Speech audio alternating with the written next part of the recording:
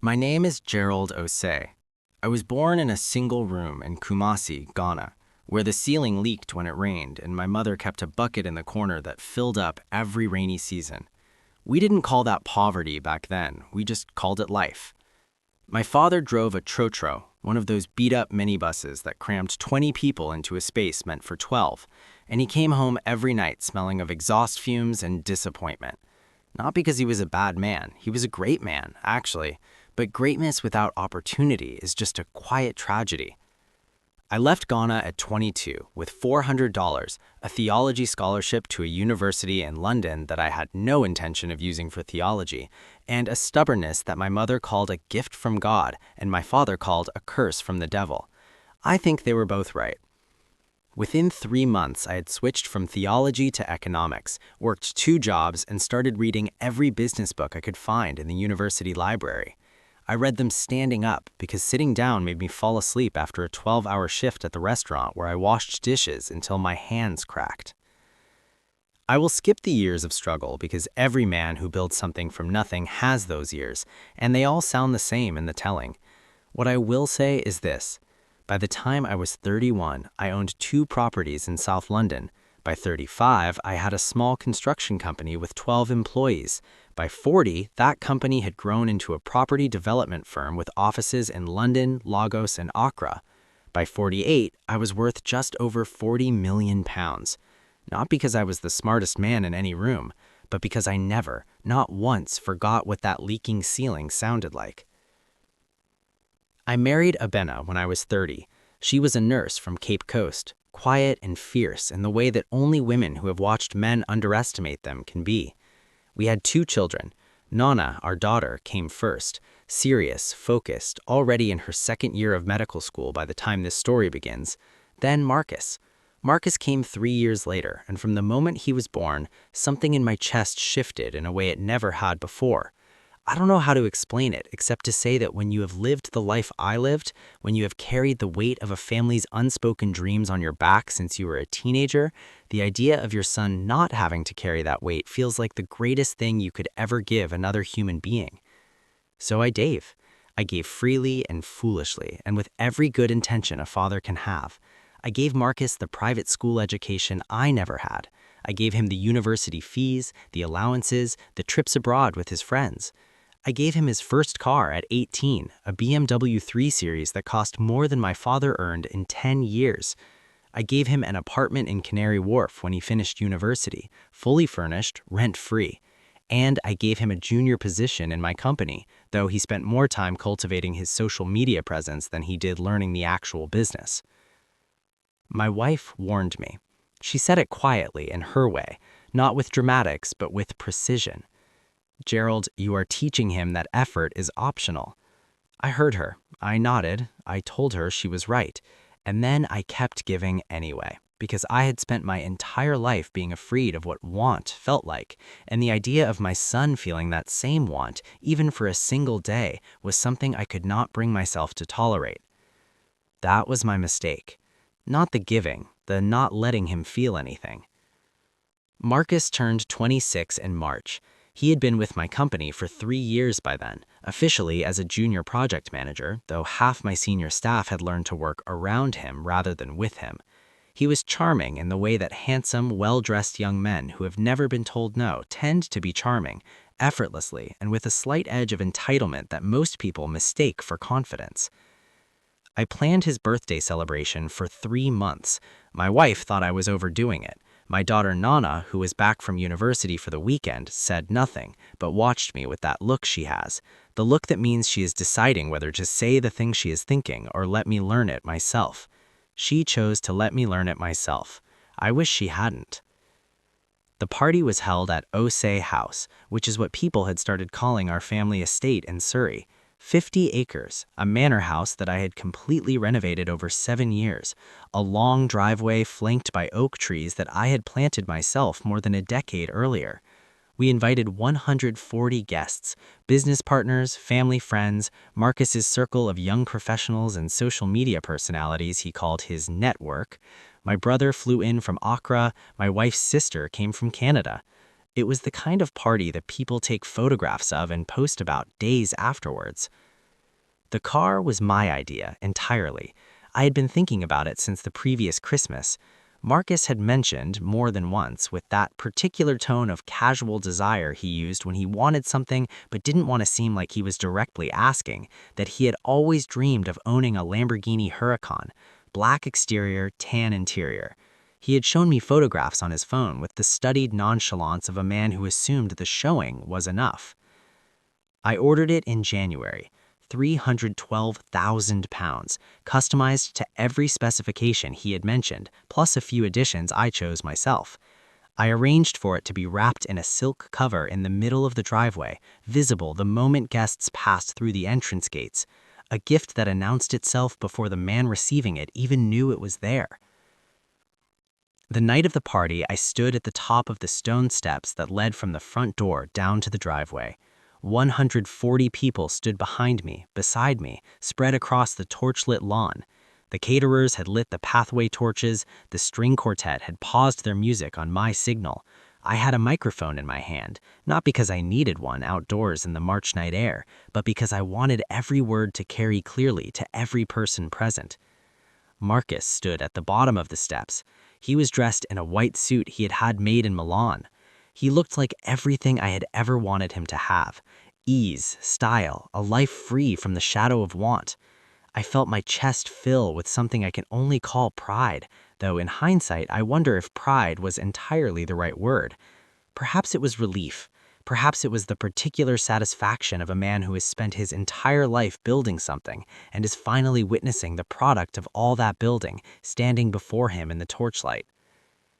I said the things fathers say at moments like that. I talked about the journey. I mentioned my father's trotro. I said something about legacy that made several of the older guests nod in quiet recognition. Then I gestured toward the silk-covered shape gleaming in the driveway. Marcus, your father loves you. Everything I have done, every building I have raised, every deal I have signed, every early morning and late night, it has all been so that you never have to know what it feels like to not have enough. This is for you, my son. Happy birthday. Two of my staff pulled the silk cover free with one smooth motion. The Lamborghini gleamed under the torchlight, black and low and absolutely beautiful, exactly as he had described it to me. There was a sound from the crowd, a collective intake of breath, the particular gasp of people who were genuinely, unstageably impressed. I watched my son's face for the moment of pure joy I had spent 3 months imagining. What I saw instead was something that took me a full 4 seconds to process. He glanced at the car, then he looked back at his phone, which had been in his hand throughout my entire speech. He typed something. Then he looked up, not at me, but at his friends, a cluster of young men in expensive clothes standing to his right, who were watching him with the particular alertness of people who document other people's reactions for later discussion. He smiled, but it was the wrong smile. It was the smile of a man performing for an audience that was not his father. "Dad," he said, and his voice was light and careless in a way that cut through the night air like something cold. "It's the old model. The Evo came out 8 months ago. I literally posted about it on my page." He laughed, not a cruel laugh exactly, more the laugh of someone who finds a situation more amusing than upsetting. "I mean, it's still nice, but you should have asked me first, you know?" The silence that followed was the loudest thing I have ever heard in my life. 140 people, the string quartet, the caterers frozen behind their stations, my brother who had flown 6 hours from Accra for this moment, my wife's hand I heard reaching for something to hold behind me, my daughter Nana standing completely still near the rose garden, looking at her brother with an expression I could not read from where I stood. And me, Gerald Osei, a man who had pulled himself out of a leaking room in Kumasi to a Surrey estate, standing on stone steps holding a microphone in front of everyone I knew and respected in this world, having just given my son £312,000 worth of love, and hearing him tell me in front of all of them it was the wrong version. Someone coughed. Someone else began to clap, slowly, uncertainly, as if trying to fill the silence with something safe. Someone's phone was raised, then another. I stood very still for what felt like a long time, long enough for the quiet to settle into every corner of that driveway and become its own kind of answer. Then I lowered the microphone, turned around, and walked back inside the house. I sat in my study for 40 minutes. I know it was 40 minutes because the antique clock on the mantelpiece is the one my father gave me before I left Ghana. He had been given it by a passenger on his trotro who had no money for the fare, and my father had kept it for 15 years before pressing it into my hands at the airport and saying nothing except, "A man who knows what time it is cannot be lost." I watched it tick for 40 minutes while the party continued outside, and I did not move. Abena came in at the 20-minute mark. She didn't say anything at first. She sat in the chair across from me and folded her hands in her lap, like she always does when she is choosing her words with the care of a surgeon selecting instruments. Then she said, "What are you going to do?" "I don't know yet," I said. Whatever you decide," she said. "Decide it clearly. Don't react. Don't punish him in anger. If you are going to do something, do it with your whole mind, not just your hurt." She stood and straightened her dress. "He's your son, and he is not a bad person. But something is broken in what you've built between you. You know that. You've known it for a while." She left. Nana came in 5 minutes later. My daughter sat on the arm of the sofa and said with the directness she has always had, "Dad, I love you, and I love Marcus. But you have been protecting him from consequences for 26 years, and tonight you saw what a man without consequences looks like in public. He's not a bad person. He just has never been asked to be better than this. Nobody has ever made it necessary for him to be." She left too, and I sat with the clock, and I thought. I thought about my father, driving that trotro at 5 in the morning, the way he would drop me at school first before his first route so I didn't have to walk. I thought about the day I received my scholarship and he sat down on the kitchen floor. There were no chairs in our kitchen. We ate standing at a high table and cried without making a single sound. I thought about all the times I had called him from London early on when money was very tight and I didn't tell him how tight it was because I didn't want him to feel that he had failed to give me enough. Then I thought about Marcus, not the Marcus who had stood in the driveway with a phone in his hand. I thought about the 7-year-old Marcus who used to wait for me at the front door every evening when I came home from work, who would sit beside me at dinner and ask questions about buildings and construction that no 7-year-old should understand but somehow did. I thought about the Marcus who had called me from university at 2 in the morning during his first semester, frightened and overwhelmed, and I had talked to him for 3 hours straight and booked a flight in the morning because I needed to see his face. That Marcus existed too. He had not gone anywhere. He had simply been buried under years of never being required to find himself. The question was not whether I loved my son. The question was whether I was going to keep loving him in a way that was producing a man I would not recognize in 10 years. A man who would stand at the grave of his own potential and wonder where it went. I made a decision. I made it quietly, without anger, in the way my wife had told me to. And then I walked back outside. The party had continued. Of course it had. That is the nature of parties. They are social organisms that heal around awkwardness and keep moving. The quartet was playing again. The champagne was flowing. I could see Marcus at the center of a group near the car, taking photographs, his smile entirely at ease. He had already processed what had happened and filed it away. To him, it was perhaps already a story, the time his dad bought him the wrong Lambo. I found my general manager, Daniel Achiampong, standing near the catering tent with a glass of water, watching the scene with the quiet attentiveness he always brought to everything. "Daniel," I said, "I need you in the office Monday morning, 8 o'clock. Clear your calendar for the full day." He looked at me. "Is this about Marcus?"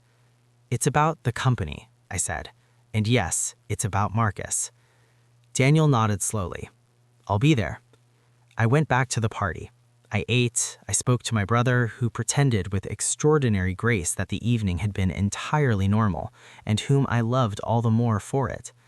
I thanked my guests. I watched the night end, and when the last car had left the gates and the staff were clearing the tables and the torches had guttered out one by one, I stood alone in the driveway beside the Lamborghini and looked at it for a long time. It was a beautiful machine, that was not in question. Standing there in the quiet, I made one more decision, and this one surprised even me. I did not sleep much that weekend, not from distress exactly. The initial wound of Friday evening had already begun to harden into something more useful: clarity. What kept me awake was planning. I am a property developer by nature and by trade. I think in structures, in foundations, in the careful layering of one decision on top of another until something solid stands where there was nothing. All weekend, I was building something in my mind.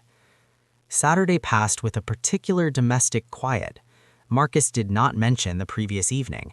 He came down to breakfast in a good mood, thanked me for the party, not for the car, for the party, and spent most of the afternoon on his phone. That evening, he mentioned he'd been invited to a weekend in Monaco with some friends and asked if I could advance him his monthly allowance a week early. I said I would think about it. That was the first time in his adult life I had said anything other than yes. He gave me a look of mild surprise, then shrugged and went upstairs. That shrug told me a great deal. Sunday evening, Abina and I sat in the garden after dinner and I told her what I was planning. She listened without interrupting, which is both her greatest strength and the thing I find most quietly daunting. When she finished, she was silent for almost a full minute. "It will hurt him," she said finally. "Yes," I said. "And you're sure that's what he needs?" "I'm sure that what I've been doing isn't working, and I've run out of other ideas." She reached over and put her hand on mine on the garden table. "Then do it, but be there when it lands. Don't walk away from him when he's hurting. That's where you've always been weakest. You give so much, and then you walk away to your study when things get hard. Stay close this time. Promise me." I promised her. Monday morning, 8 o'clock. My office at Ose Developments, 43rd floor, overlooking the Thames. Daniel was already there when I arrived, coffee in hand, a notepad on the table. I had also called in our head of HR, Josephine Otto, and our company solicitor, Andrew Fenwick, who I had known since my very first property deal 20 years earlier and whom I trusted with everything that mattered. I laid out my plan carefully and in full. I spoke for 20 minutes without interruption. When I finished, the room was quiet in the particular way that a room goes quiet when people are genuinely thinking rather than waiting for their turn to speak. Daniel spoke first. "Gerald, are you absolutely sure? Once this is in motion, it will be very difficult to walk back without undermining the whole point of it." "I am sure. I've been thinking about this for 18 months. Friday night was not the cause of this decision. Friday night was the confirmation." Andrew cleared his throat. "The apartment in Canary Wharf, is it in his name?" "It's in the company's name. He has a rental agreement I've been paying on his behalf. I can issue 60 days' notice to terminate immediately." "The car?" "Not yet transferred to him, still registered in my name. I haven't given him the keys." I paused. "I have a separate plan for the car. I'll explain shortly." "His position in the company?" "That's what I want to discuss." I turned to Josephine. "What does a genuine entry-level role at this company look like? Not because he is my son, as if he were someone who walked through our front door with a degree and 3 years of general experience and no other claim to his position." Josephine, who had hired everyone from our receptionist to our CFO, sat back and thought. "Starting salary, £32,000. Shared open plan office, junior team. He would report to a team leader, not a director. No executive floor access, no client entertainment budget. Standard probationary review every 3 months. Same as everyone else." "That," I said, "that is exactly what I want to offer him." "And if he refuses?" Daniel asked. "Then he finds his own path, and I will respect whatever that path is. But I will not continue funding a version of his life that is producing a man I would not recognize in 10 years. A man who would stand at the grave of his own potential and wonder where it went." The meeting ran 4 more hours. By the end of it, we had a plan that was detailed, legally sound, and, this was the part that cost me most to ensure, genuinely fair. I was not doing this out of humiliation or revenge. I was doing it because I had spent 26 years giving my son everything except the one thing that had made me who I am, the experience of needing something and having to reach for it with his own hands. That afternoon, I called Marcus and asked him to come to the office on Wednesday, just the two of us. Sure, he said, with the easy confidence of a man who has no reason to feel concerned. What's it about? The future. Yours and mine. A beat of silence. Should I be worried? No, I said truthfully, but you should be prepared to listen. He arrived 12 minutes late. He was dressed well, he was always dressed well, and he brought 2 coffees from the place downstairs, one for each of us, which was a small gesture that reminded me of the boy who used to wait at the front door. He sat across from my desk and leaned back in the chair with the relaxed ease of a man who has sat there many times and has never felt threatened by what happens inside it. I started from the beginning. Not the beginning of Friday night, the real beginning. I told him things I had told him before in pieces, but never with their full weight behind them. What it felt like to grow up in that room in Kumasi, what my father's face looked like at the end of a long day when he was exhausted but refused to show it in front of his children. I thought about the day I received my scholarship and he sat down on the kitchen floor. There were no chairs in our kitchen, we ate standing at a high table, and cried without making a single sound. I thought about all the times I had called him from London, early on, when money was very tight, and I didn't tell him how tight it was because I didn't want him to feel that he had failed to give me enough. Then I thought about Marcus. Not the Marcus who had stood in the driveway with a phone in his hand. I thought about the 7-year-old Marcus who used to wait for me at the front. What it felt like to be 22 years old in London with $400 and no guarantee that any of it was going to work out. I watched his face as I talked and could see him trying to read where this was going, the way you watch a weather front approaching and try to calculate how hard the rain will be. Then I told him what I had observed on Friday night. Not how it had made me feel. I was careful not to make this conversation about my feelings because this was not about me. I told him what I had witnessed. I said, Marcus, I watched you receive a gift that cost more than most people in this country earn in 5 years, and your first response was to evaluate it publicly for its shortcomings, in front of everyone I know and respect in this world, with no apparent awareness of what that moment was, what it meant, or who was watching. I paused. That is not the man I raised you to be, and I have to ask myself, seriously and honestly ask myself, what I have done in 26 years that has contributed to the man you are in danger of becoming. He was quiet. Then, Dad, I didn't mean it like that. I was surprised. I said the wrong thing in the moment. I'll apologize to whoever felt offended. This is not about an apology, I said. An apology does not address what I am actually looking at. I leaned forward. Marcus, do you know how much money I have directed toward your life, your comfort, your career since you turned 18? The total number? He shook his head, and there was the first trace of something other than ease in his expression. I slid a single sheet of paper across the desk. Daniel and Josephine had prepared it carefully over the weekend. University fees, the BMW, monthly allowances over 8 years, the Canary Wharf apartment, rent equivalent, utilities, building fees, furnishings, his salary in the company, benchmarked against what someone with his actual role and performance would genuinely command in the open market, international flights, the birthday party, the Lamborghini. The total at the bottom of the page was £2,460,000. Marcus stared at the paper for a long time. When he looked up, the ease had left his face entirely. In its place was something I had not seen in him for years, the expression of a person who has just been confronted by something genuinely, unavoidably real. I want to be clear, I said. I am not showing you this to make you feel guilty. I am showing it to you because I want you to understand the full picture of what I have been doing and why it has to change. Starting next month, the monthly allowance stops completely. The apartment lease will be terminated in 60 days.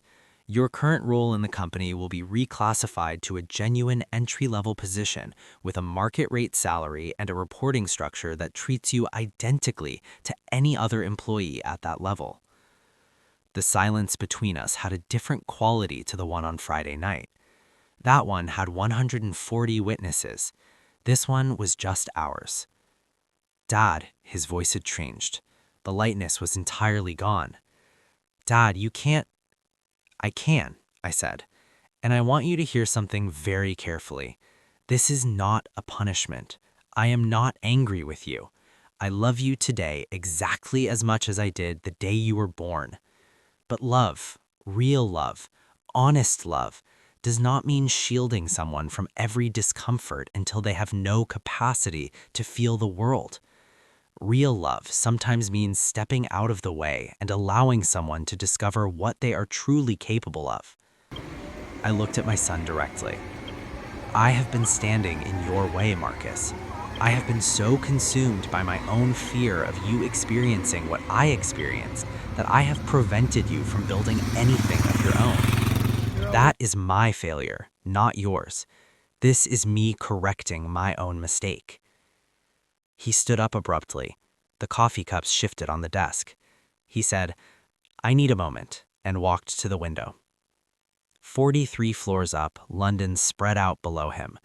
The river, the towers, the bridges, the whole vast machine of a city that does not slow down for anyone's private reckoning. I let him stand there. I did not rush him. He stood at that window for a long time, long enough for the quiet in the room to become its own kind of presence. Then, without turning around, "What happens with the car?" "Sit back down," I said. "I'll tell you exactly what I did with it." I had the Lamborghini transported to Kumasi. I flew ahead of it on a Thursday evening and was standing in the courtyard of a youth training center I had quietly funded for 4 years when the car arrived on the transport truck the following afternoon. The center was called Ankron House. It ran skills training programs for young men and women between the ages of 16 and 25. Construction trade skills, electrical work, coding fundamentals, small business accounting. The young people who came through Ankron House came from the same kinds of neighborhoods I had grown up in. Some of them had less than I started with. None of them had what Marcus had been given. I had never once publicized my involvement with Ankron House. I paid for it because a woman named Afia Asante ran it. And Afia was the kind of person who makes you quietly ashamed of how carelessly the privileged waste what they have. This time, I brought a photographer and a small film crew, not for my own image, but because the center needed the profile. Ankron House was ready to expand to a second district, and the funding from what I was about to do would, Afia and I had agreed, cover the construction of the new facility without requiring another private transfer from my account.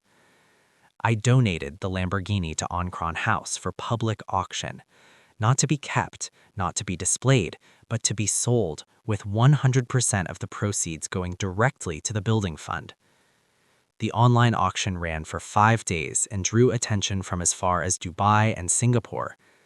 The car sold for £340,000, 30,000 more than it had cost me.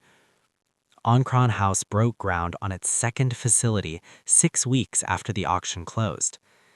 I did not hold a press conference. I did not post about it. The film crew's footage went to Afia for the center's own fundraising materials. What I did do, on a quiet Wednesday evening 2 weeks after the car had arrived in Kumasi, was sit down with Marcus in the living room at Osei House and show him the 12-minute film. It opened with the young people at Ankron House, their faces, their ages, where they had come from, what they were learning, the skills they were building. Then it showed the car arriving on the transport truck, Afia's reaction, her explaining to the camera what the proceeds would make possible. It ended with footage of the Kumasi neighborhood where I was born. The streets, the modest houses, the quality of morning light on a West African city waking up. that particular golden, dusty light that I have never been able to adequately describe to anyone who hasn't stood inside it and felt it on their skin. Marcus watched without speaking. When the film ended and the screen went dark, he sat still for a long moment. Then he said, "That was the car." "Yes," I said. "You donated it.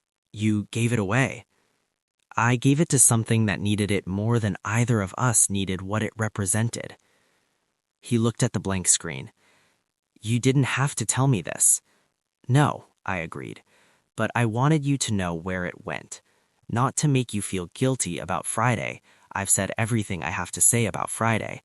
I wanted you to see this because this is the other side of money, the side I have been too quiet about for too long. It is not only houses in Surrey and private schools and parties on the lawn. It is also this. This is what it can be. This is what it should be, at least sometimes when you are paying the right kind of attention." He nodded. He didn't say anything else that night, and I didn't press him for a response. But something in his face was different. Something had shifted below the surface, the way the ground shifts before the change above it becomes visible. I had expected anger throughout all of this. I had expected perhaps an ultimatum, threats to walk out of the company, to go elsewhere, to prove he didn't need any of it. People who have been given everything often perform their independence loudly when it's first threatened. What I had not expected, and what moved me more than I was prepared to admit, was what Marcus did in the days and weeks that followed. He accepted the reclassified role without argument. He found himself a flat in Peckham, not Canary Wharf, not a high-rise with a concierge and river views, but a clean two-bedroom flat in Peckham, and moved his things out of the company apartment with 11 days to spare on the notice period. He signed the lease himself, with his own money, for the first time in his adult life. He did not ask me for anything. That absence of asking was the first signal that something had genuinely changed, because Marcus had always asked. It was the background music of our relationship, the asking, the giving, the seamless transaction between us dressed up as love. Now there was quiet in its place, and inside that quiet I could hear something new beginning to be built. In the weeks after Marcus's birthday, I heard from people. Not all of them said what I expected. My brother Emmanuel called from Accra 3 days after the party. He was 6 years older than me, and had the particular authority of an older sibling who has watched you make most of your significant mistakes and stayed quiet out of respect. He said, "Gerald, I have been watching you with that boy for years. I kept quiet because he is your son, and you are entitled to raise him as you see fit. But I need to ask you something directly. When you stood on those steps giving that speech, who exactly were you giving it for? For him or for yourself?" I was quiet for a moment. "I think I genuinely wanted it to be for him," I said. "But you may be right that some part of it was for me." "You wanted the room to understand what you had produced," Emmanuel said. "The son with the tailored suit, the Surrey estate, the 300,000-pound car. You wanted everyone standing there to understand what a man from that little house in Kumasi had managed to achieve. That is not wrong, Gerald. That desire is human and understandable. But Marcus could feel it. And a young man who grows up sensing that he's being displayed as an achievement rather than loved as a person will eventually do something to remind you that he is not a building you constructed. He is a person who will insist one way or another on being seen as separate from your accomplishments." I thought about those words for a long time afterward. One of Marcus's friends, a young man named Kofi, whom I had met perhaps 3 times in my life, sent me a message through Instagram of all places. He said he was sorry about what happened at the party. He said he had seen Marcus a few days afterward and that Marcus seemed, in his exact words, different, more real somehow. He said he didn't know what had passed between us, but he hoped we were all right. It was a strange and unexpectedly generous message from someone I barely knew, and it stayed with me. My daughter Nana called from the hospital where she was doing her clinical rotation. She called late on a Thursday night, which was unusual for her. She said, "Dad, I spoke to Marcus today. He told me what's happening. He said he thinks you're being harsh." She paused. "I told him you're being the opposite of harsh. I told him you're being a real parent for the first time in his adult life." He didn't argue with me, which in itself is new. "How did he sound?" I asked. "Scared," she said, "but not angry scared. More like the kind of scared that happens when you realize something is genuinely, undeniably real, when the ground under your feet turns out to be less solid than you always assumed." I remember feeling that during my first year of medical school. It was the most important thing that ever happened to me professionally. It was the moment I stopped coasting and started actually becoming something. There was one call I had not anticipated at all. A woman named Patricia Bourne telephoned my office on a Friday afternoon, 10 days after the party. She was the mother of one of Marcus's friends who had been present that night. She was polished and direct, and she apologized for calling out of the blue. Then she said something I have thought about many times since. "Mr. Osei, I want you to know that what I observed at your son's party gave me a great deal to think about regarding my own children. I have a son of similar age and very similar circumstances. He has been given most things without having to work for them, and I have told myself it was love." Watching that moment play out, watching the entitlement on display in front of a man who had clearly sacrificed everything to be generous, I drove home that night and had a conversation with my son that I should have started 3 years ago. I just wanted to tell you that. I don't know if it helps, but sometimes other people's painful moments do genuine good in the world beyond their own families, and I thought you deserved to know. After I hung up, I sat for a while with that thought. A painful moment doing genuine good in the world. There was something there I hadn't considered, that what had happened on those stone steps was not only a private wound between a father and his son, it had been a mirror held up in a room full of people that at least some of them had truly looked into. None of that erased the sting of the original moment, but it added a dimension to it that I had not anticipated and could not dismiss. Marcus's had been in his reclassified role for 3 weeks when the first performance report came in from his new team leader, Priya Mehta. Priya was a sharp, no-nonsense project manager who had joined Osei Developments from a rival firm 2 years ago and who had absolutely no idea when I quietly assigned Marcus to her team that the new junior analyst she was managing was the owner's son. I had given explicit instructions to Josephine that Priya was not to be told. I needed genuine feedback, the kind that professional courtesy and political awareness can descend down until it's too smooth to hold any real information. Priya's report was honest in the precise way that reports written without political awareness tend to be. She noted that Marcus was often the last to arrive in the mornings and occasionally appeared distracted during team briefings. She noted that his initial contributions to the current project were below what she expected from someone with 3 years of stated industry experience. Then she noted something that surprised her, that around the middle of week 2, something appeared to change. He stayed late 3 days in a row. He submitted a site analysis report that she described with the careful economy of a person who does not give praise easily as genuinely impressive, clearly reasoned, and practically useful. He stopped asking the kind of questions that suggest someone expects others to solve their problems and started asking the kind that suggest someone is genuinely trying to understand the problem for themselves. She ended the report with a single line that I read 4 times. "This employee has real potential that hasn't been properly developed." I did not tell Marcus about the report. I let him work. I saw him occasionally at the office, not to check on him, but because we worked in the same building and our paths sometimes crossed at the coffee station or in the lift. On those occasions, something was different in how he carried himself. It was not dramatic, but it was there. He stood a little straighter. His eyes held a quality of focused attention that I had not seen in him before, at least not in a professional setting. He looked, for perhaps the first time in 3 years, like a man who was genuinely at work, rather than passing through it. One morning, about 6 weeks into the new arrangement, I was in the lift heading down to the lobby for an early site visit when the doors opened at the 22nd floor and Marcus stepped in. He was carrying a rolled set of architectural drawings under one arm and a battered notebook in his other hand, a notebook covered so densely with his own handwriting that the pages had started to bow.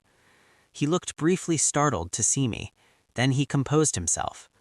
"Morning," he said. Morning. Site visit? Checking the foundation survey on the Woolwich project in person. Priya wants the full assessment report by end of week. He held up the drawings. There's a discrepancy in these elevation plans that I want to verify before I commit to a recommendation in writing. I looked at my son, at the drawings in his hand, which he held with the particular grip of someone who knows what the document contains and why its accuracy matters, at the notebook with its dense pages of working notes that I had never once seen him produce in 3 years of working alongside me. "What kind of discrepancy?" I asked. He told me. For the remaining floors of the lift ride, he walked me through a technical observation about load-bearing calculations in the original design, a subtlety that, if it went unaddressed, would create a problem not in the structural assessment phase, but during the construction phase itself, when it would cost significantly more to correct. It was not a flashy insight. It was the kind of thing that only surfaces when someone has been paying close, sustained, genuinely motivated attention. The lift reached the lobby. We both stepped out.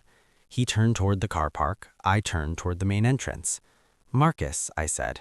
He stopped and turned. "Good work," I said. Just those 2 words. He held my gaze for a moment that held more in it than many longer conversations between us had managed. Then he nodded, not the easy, reflexive nod of a man receiving routine praise, but the considered nod of someone who understood the specific weight that 2 words from a specific person can carry. He walked toward the car park. I walked out through the front door into the morning. Neither of us said anything else. Some things are said best in precisely the number of words they require, and not 1 word more. It was a Sunday in June, 3 months after the birthday party, when Marcus asked if he could come to dinner. Not a family gathering. He specifically asked to come when it was just me and Abina. He said he had things he needed to say. Abina cooked jollof rice and fried plantain, which is a Sunday tradition in our house with something close to sacred status. The 3 of us sat at the long kitchen table, not the formal dining room, but the kitchen table, which is where our family has always had its real conversations, the ones that matter, the ones where the walls are close enough to hold the words. Marcus sat with his hands wrapped around a glass of water and started talking before we had even finished serving the food. He started with an apology, not the quick surface apology he had offered in my office, the one that was more about resolution than genuine understanding. This was something different. He talked about the birthday evening specifically, about what he had said and the way he had said it, and the look on my face when I turned and walked away. He said, "I have replayed that moment probably 200 times in the past 3 months, and every single time I am ashamed of myself. Not because it embarrassed you in front of people, though it did, and I am sorry for that too, but because of what it said about who I was in that moment. I looked at something you had spent months preparing for me, and my first instinct was to find the flaw in it, in front of everyone. That's not who I want to be, Dad." I said nothing. I let him continue. He talked about the past 3 months, about what it had felt like to move into the Peckham flat and cook his own meals and set his own alarm clock without the safety net of an allowance cushioning every small decision.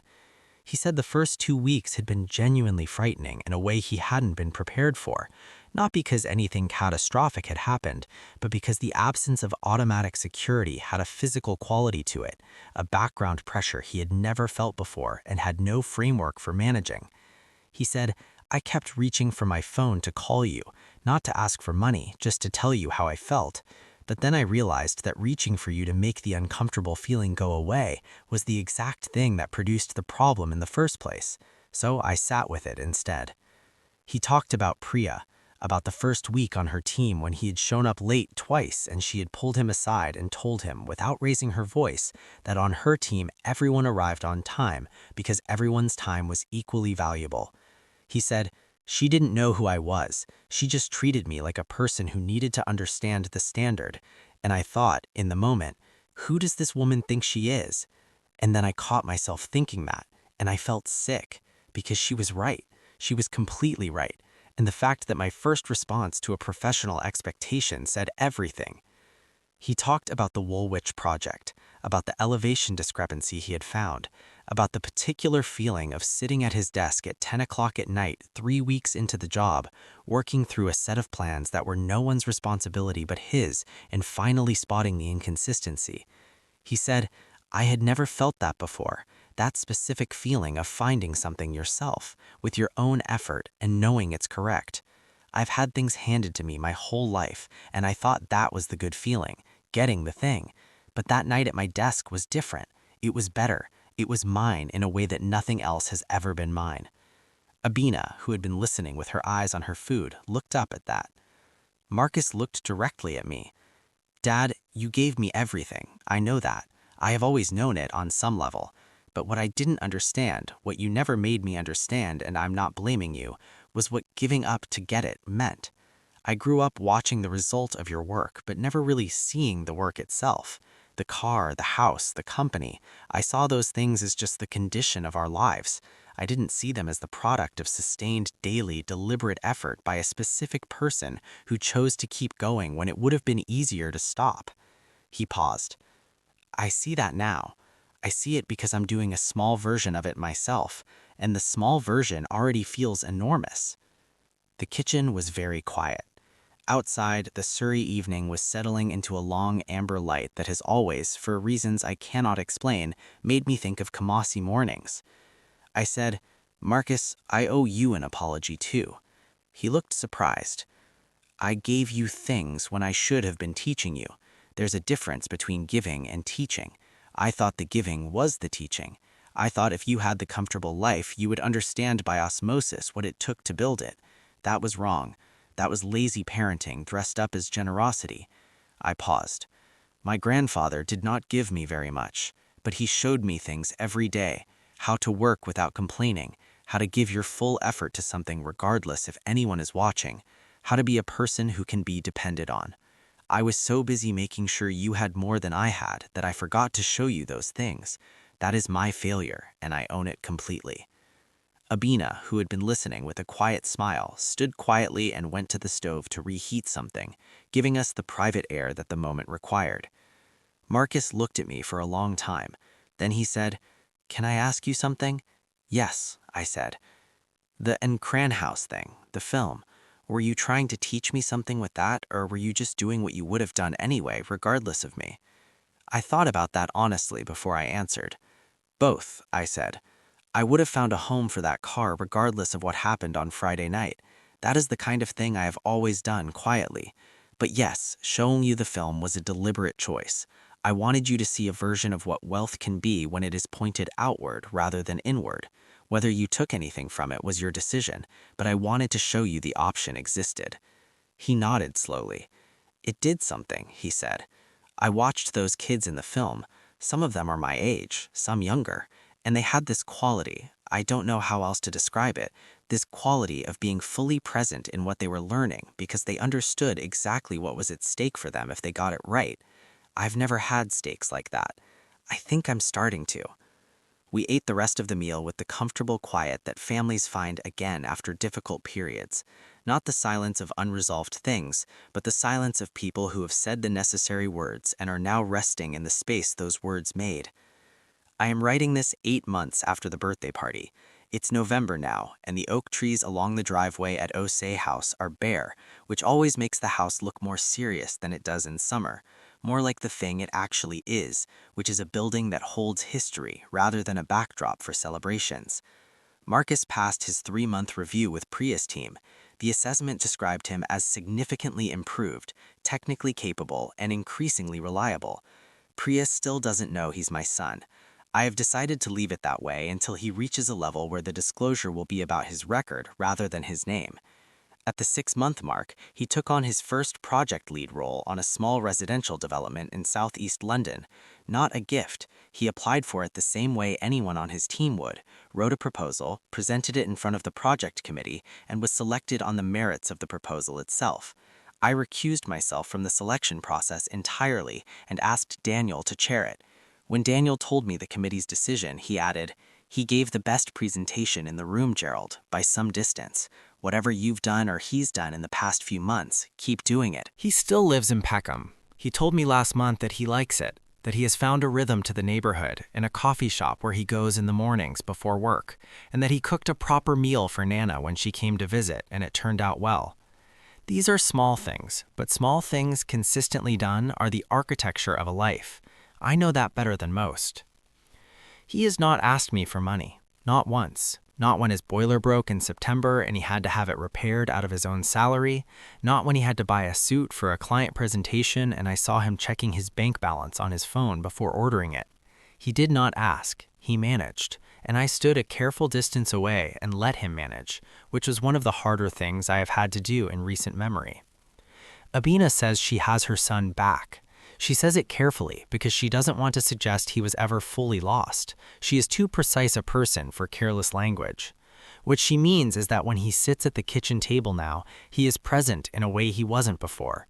He asks her questions about her work. He listens to the answers. He brings things to conversations instead of only taking from them.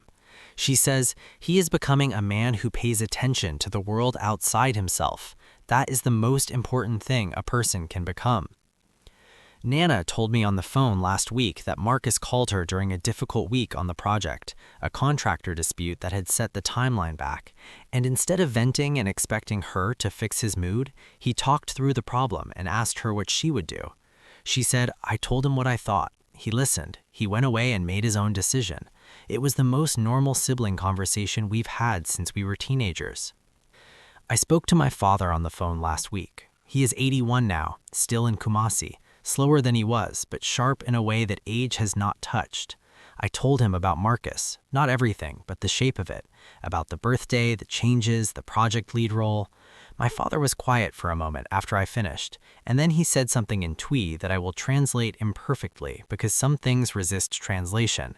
He said that a tree that is bent while it is still growing will always remember the bending, but a tree that is given room to straighten will grow taller than anyone expected. I thought about the trotro and the clock on the mantelpiece and the leaking ceiling. I thought about a young man who left Kumasi with $400 and a stubbornness that was both a gift and a curse, and who is now sitting in a study in Surrey writing down the most important lesson he learned in 48 years of building things. The lesson is this: you cannot give someone a life. You can create the conditions for a life, you can provide the resources, you can open the doors, but the life itself, the part that means something, the part that builds character and generates genuine satisfaction and produces a human being who can stand on their own, that part cannot be handed over. It has to be earned. And the man who loves his son enough to let him earn it, even when every instinct screams to protect him from the difficulty of the process, that man is doing the harder and more important thing. I gave my son a 300,000-pound car, and he humiliated me in front of everyone I knew. What I did next was take the car away, give it to children who needed it, remove the financial safety net, reclassify the unearned position, and ask my son to stand on his own feet for the first time in his adult life. Some people who heard about it called it harsh. Some called it brilliant. My brother Emmanuel called it overdue. I call it the most honest act of love I have ever managed. And Marcus, standing at his desk in a Peckham flat on a Tuesday night, working through a set of plans for a project that is entirely his own responsibility, with stakes he has never felt before and a quality of attention he has never needed until now, Marcus, I think, is beginning to understand. I arrived at the office early on a Wednesday morning in November, before most of the building was occupied. The lobby security guard greeted me. The lift rode up in its usual silence, and I made myself a coffee in the small kitchen beside the executive floor before sitting at my desk and opening the day's first documents. At 8:30, my desk phone rang. I looked at the display. It was Marcus calling from the office downstairs. "Dad," he said, "have you got 10 minutes this morning?" "I can make 10 minutes," I said. "I want to show you something on the Woolwich project. There's an opportunity in the second phase that I think we've been undervaluing. I've put together a brief analysis. I'd like your view before I take it to the project committee." I looked at my calendar. I moved one thing and cleared 30 minutes. "Come up at 9, I said. He arrived at 9 exactly. He had the analysis printed and bound, not expensively, not with the performative polish of a man trying to impress, but cleanly organized and easy to navigate. He walked me through it standing beside my desk, pointing to the relevant sections, making his argument with the precise, unshowy confidence of someone who has done the work and trusts the work to speak. The analysis was good, better than good. It identified a residual land value opportunity in the second development phase that my own project team had not flagged, and his proposed approach to capturing it was both creative and financially sound. I read it twice. I asked him 4 questions. His answers were clear and direct and showed that he had already anticipated 3 of the 4. When we were finished, I set the document down on my desk. "Present this to the committee yourself," I said. "Don't route it through Priya. Take ownership of it from start to finish. If it gets approved, and I think it will, it goes into your file as your initiative." He looked at me. "Are you not going to look at it again? Make suggestions?" "I just looked at it," I said. "It doesn't need my suggestions. It needs your name on it." Something crossed his face that I recognized. It was the particular expression of someone receiving a thing they have worked for and finding that it feels exactly as they had hoped it would, real and solid and genuinely earned. "Thank you, Dad," he said. "Thank you for bringing it to me," I said. "This is what I always wanted for you. Not the car, not the apartment, this." He picked up his folder and walked to the door. He paused with his hand on the frame and turned back once. "I'm going to get a better car eventually, a much better one, but I'm going to buy it myself." I laughed.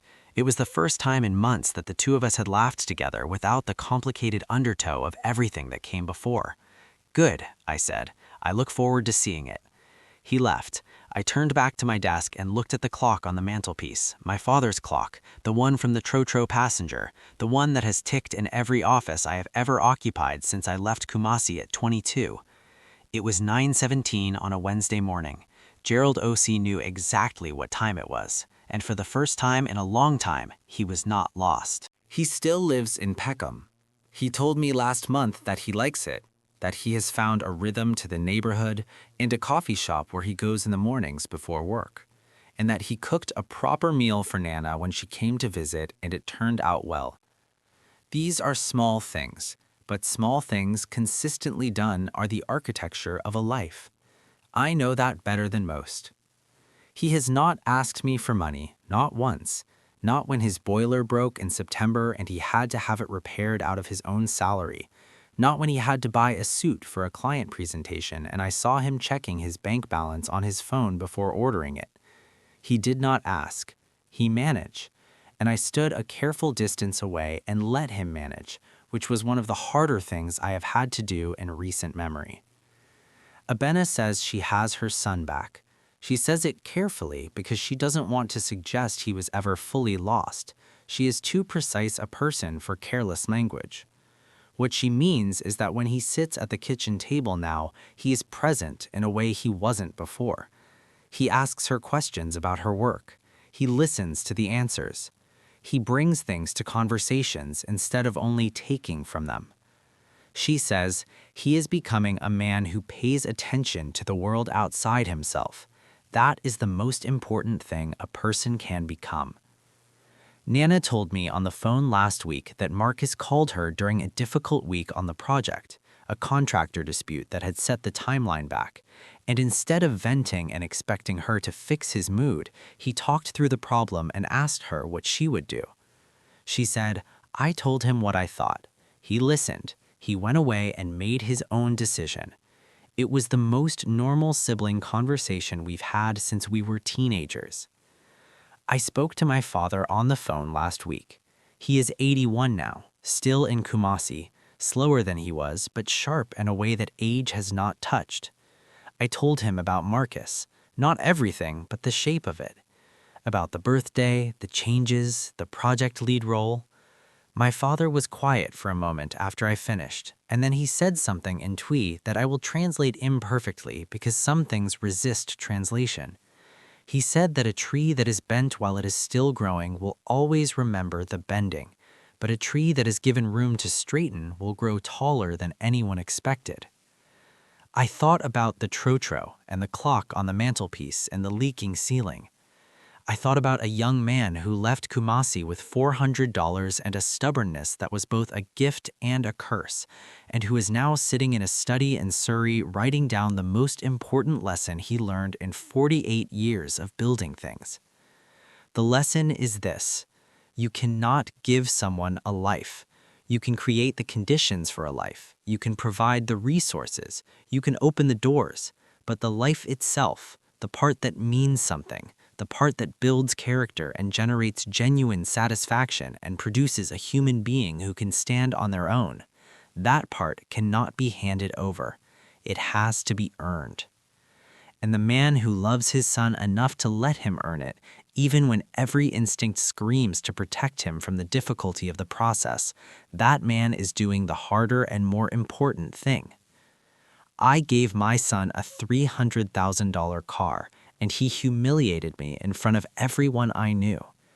What I did next was take the car away, give it to children who needed it, remove the financial safety net, reclassify the unearned position, and ask my son to stand on his own feet for the first time in his adult life. Some people who heard about it called it harsh. Some called it brilliant. My brother Emmanuel called it overdue. I call it the most honest act of love I have ever managed. And Marcus, standing at his desk in a Peckham flat on a Tuesday night, working through a set of plans for a project that is entirely his own responsibility, with stakes he has never felt before, and a quality of attention he has never needed until now, Marcus, I think, is beginning to understand. I arrived at the office early on a Wednesday morning in November, before most of the building was occupied. The lobby security guard greeted me, the lift rode up in its usual silence, and I made myself a coffee in the small kitchen beside the executive floor before sitting at my desk and opening the day's first documents. At 8:30, my desk phone rang. I looked at the display. It was Marcus calling from the office downstairs. "Dad," he said, "have you got 10 minutes this morning?" "I can make 10 minutes," I said.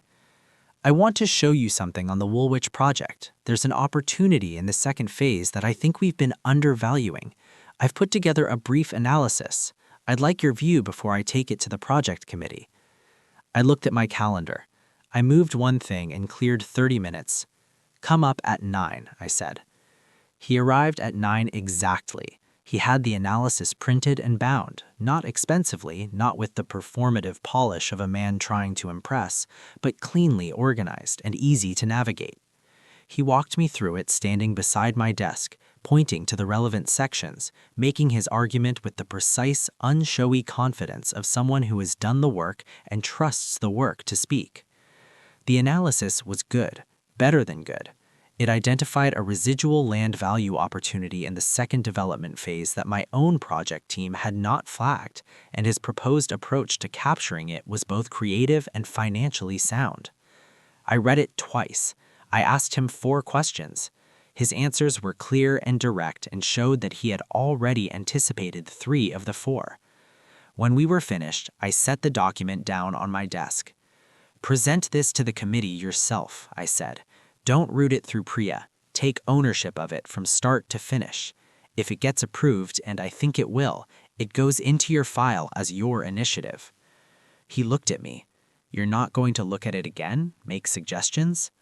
"I just looked at it. It doesn't need my suggestions. It needs your name on it." Something crossed his face that I recognized. It was the particular expression of someone receiving a thing they have worked for and finding that it feels exactly as they had hoped it would, real and solid and genuinely earned. "Thank you, Dad," he said. "Thank you for bringing it to me," I said. "This is what I always wanted for you. Not the car, not the apartment, this." He picked up his folder and walked to the door. He paused with his hand on the frame and turned back once.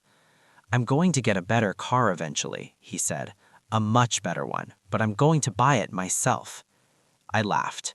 It was the first time in months that the two of us had laughed together without the complicated undertow of everything that came before. "Good," I said. "I look forward to seeing it." He left. I turned back to my desk and looked at the clock on the mantelpiece, my father's clock, the one from the trotro passenger, the one that has ticked in every office I have ever occupied since I left Kumasi at 22. It was 9:17 on a Wednesday morning, and Gerald Osei knew exactly what time it was. And for the first time in a long time, he was not lost.